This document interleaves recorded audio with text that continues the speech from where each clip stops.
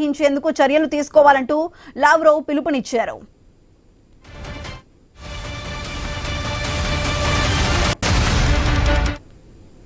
ఘర్షణలు పునరావృతం కాకుండా చూసుకోవాలంటూ లావ్రోవ్ పిలుపునిచ్చారు. సంక్షోభాన్ని పరిష్కరించడంలో చేతనైనంత సాయం చేసేందుకు రష్యా సిద్ధంగా ఉందని పునరుద్ఘాటించారు. ఇరాన్ దాని పొరుగు దేశాల చట్టబద్ధమైన ప్రయోజనాలను గౌరవిస్తామన్నారు. ఈ సంఘర్షణను ముగించేందుకు పశ్చిమాసియాలో దీర్ఘకాల శాంతి కోసం చేస్తున్న దౌత్య ప్రయత్నాలను మాస్కో స్వాగతిస్తుందన్నారు.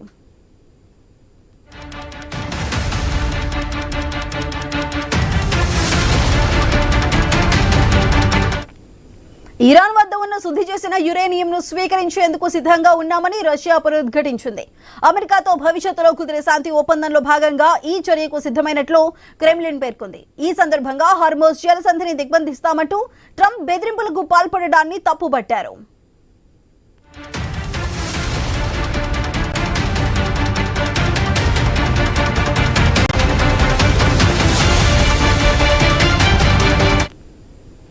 ఇరాన్తో అణు కార్యక్రమంపై జరిపిన చర్చల్లో గణనీయమైన పురోగతి సాధించామని, అయితే కీలకమైన డిమాండ్ల విషయంలో వాషింగ్టన్ తన నిర్ణయాలకు కట్టుబడి ఉండటంలో ఒప్పందం కుదరలేదని America vice president JD Vance తెలిపారు.